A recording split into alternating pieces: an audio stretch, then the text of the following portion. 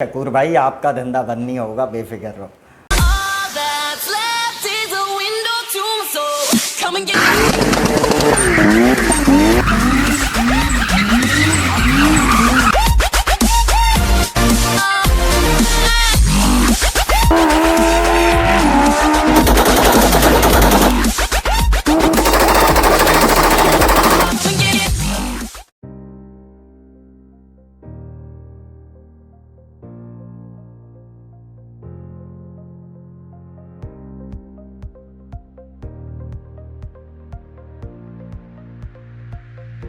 शकूर भाई, आपका धंधा बंद नहीं होगा, बेफिक्र रहो।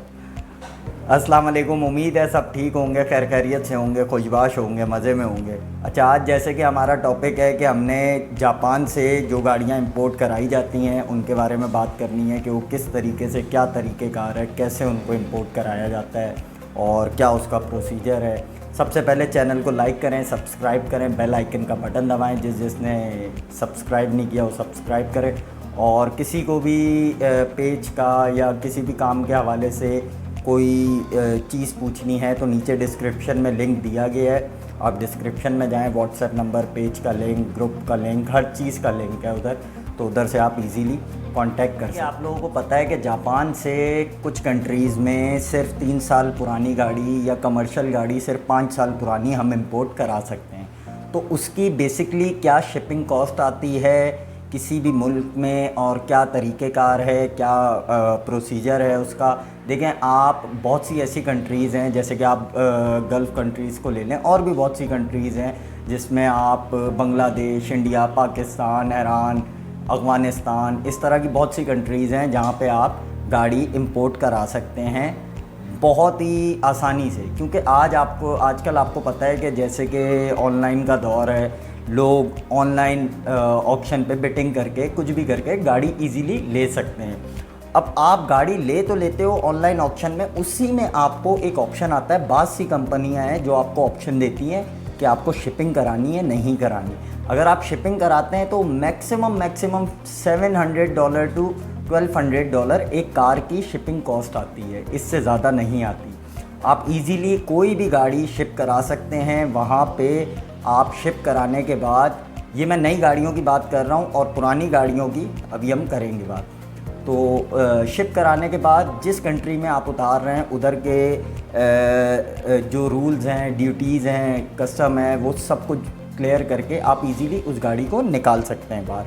और अगर ऐसा कोई आपका चक्कर ना हो शिपिंग कराने का या कुछ भी, बहुत सी ऐसी कंपनीज़ हैं जो आपको शिपिंग प्रोवाइड कर सकती हैं। ये गाड़ियाँ जापान में इतनी सस्ती क्यों हैं? जापान में ये गाड़ियाँ सस्ती होने की वजह ये है, वहाँ पे एक शेक इन लॉ है। शेक इन लॉ वहाँ का एक लॉ है गवर्नमेंट का, जो कि अलाउ करता है आपको सिर्फ 1 साल से 2 साल पुरानी गाड़ियाँ आप रख सकते हो। उसके बाद उनकी इंस्पेक्शन होती है, अगर उनमें ज़रा सा भी फॉल्ट हो तो उसके ऊपर एक हैवी ड्यूटी फ़ाइन दिया जाता है या उस गाड़ी को ज़ब्त कर लिया जाता है।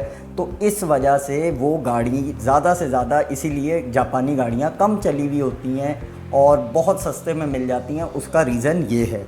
और अल्लाह आपका भला करे। अब हम आ जाते हैं पुरानी गाड़ियों पे कि पुरानी गाड़ियों का क्या प्रोसीजर है, क्या तरीक़ेकार है, हम कैसे इंपोर्ट करा सकते हैं। क्योंकि बाद से मुल्कों में, मैंने पहले भी बताया, सिर्फ आप 3 साल पुरानी गाड़ी, जो अल्लाह आपका भला करे, जो नॉर्मल गाड़ियाँ हैं उसमें आप 3 साल पुरानी गाड़ी इंपोर्ट करा सकते हैं। और जो कमर्शियल व्हीकल है उसके अंदर आप 5 साल पुरानी मैक्सिमम गाड़ी इंपोर्ट करा सकते हैं। उसका ये तरीक़ेकार है कि बेसिकली लोग वो गाड़ियाँ इस वजह से ख़रीदते हैं कि उनके मुल्क में वैसी कोई गाड़ी हो, एक्सीडेंट हुई हो, जली हो या कोई मसला हो उस गाड़ी के साथ, वो ख़त्म हुई हो, body wise, engine wise, suspension wise zero हुई हो, उसके पेपर्स हों आपके पास, तो वो बेसिकली उस गाड़ी को जापान से ख़रीदते हैं, उसको कट्स में कन्वर्ट कराते हैं और कन्वर्ट कराने के बाद उसको अपने मुल्क मंगवाते हैं एज एन स्क्रैप, और वो भी एज इट इज़ 700 से 800 US डॉलर स्क्रैप कॉस्ट करता है। स्क्रैप मंगाने के लिए बहुत सी जगहों पे ऐसा सीन है कि बहुत सी कंट्रीज़ में ऐसा सीन है कि स्क्रैप भी एक तरीके से मंगवाया जा सकता है, क्योंकि उस पे भी काफ़ी कंट्रीज़ में पाबंदी है, क्योंकि लोगों ने गाड़ियाँ जोड़ना शुरू कर दी थी और एनसीपी चलाना शुरू कर दी थी और उसको बेचना शुरू कर दिया था, नया कारोबार शुरू कर दिया था। तो बहुत सी ऐसी कंट्रीज़ हैं जिधर इन गाड़ियों को 3 कटों में, 4 कटों में, 5 कटों में भी पहुंचाया जाता है। और बहुत सी ऐसी कंट्रीज़ हैं जिधर ये गाड़ियाँ 2 कटों में भी चले जाती हैं ईजीली, वो अलाउ करते हैं।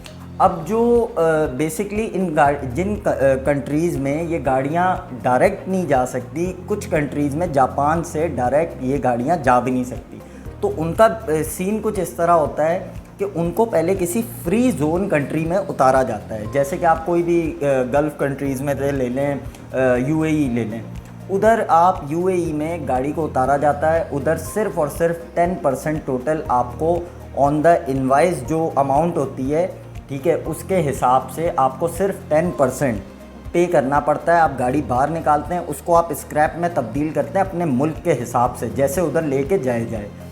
उधर इसको स्क्रैप में तब्दील करने के बाद आप इसको आगे अपने मुल्क शिप कर देते हैं। और जिस आपने डोनर कार पे उसका वो सामान यूज़ करना हो, उसमें मर्सिडीज़ की कन्वर्जन हैं, आजकल लोग कर रहे हैं, ईवो की कन्वर्जन है, नॉर्मल गाड़ियों की हैं, हैचबैक के लोग तैयार करते हैं। तो ये सारा सीन इस तरह करते हैं। और उसमें भी मैक्सिमम जब आप जापान से दुबई मंगवाते हैं तो $700 to $800 आपके खर्च होते हैं। और उसके बाद जब आप वहाँ से आगे भेजते हैं तो सेम पैसे खर्च होते हैं। सिर्फ फ़र्क इतना है कि इसमें आपको 2 बार शिपिंग के पैसे, ड्यूटी बोल रहा हूँ, शिपिंग के पैसे 2 बार भरने पड़ते हैं। और जो दूसरी बार आप दोनों बार जब आप भर रहे होते हैं तो इस सीन में ऐसे कि दोनों बार में आप ड्यूटी प्लस शिपिंग दोनों पे कर रहे हैं इन पैसों में।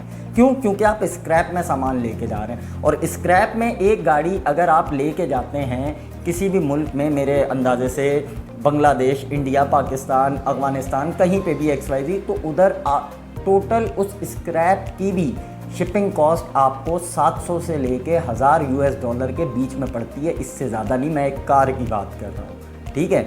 और बाकी यही सीन है, यही चक्कर है, यही मामलात हैं। और बाकी कोई सवाल हो तो कमेंट में पूछिएगा। और फिर मिलेंगे किसी नई वीडियो के साथ। जब तक अपना बहुत ख्याल रखें, चैनल को सब्सक्राइब करें, लाइक करें वीडियो को, बेल आइकन का बटन दबाएं और अपना बहुत ख्याल रखें। अल्लाह हाफ़िज़।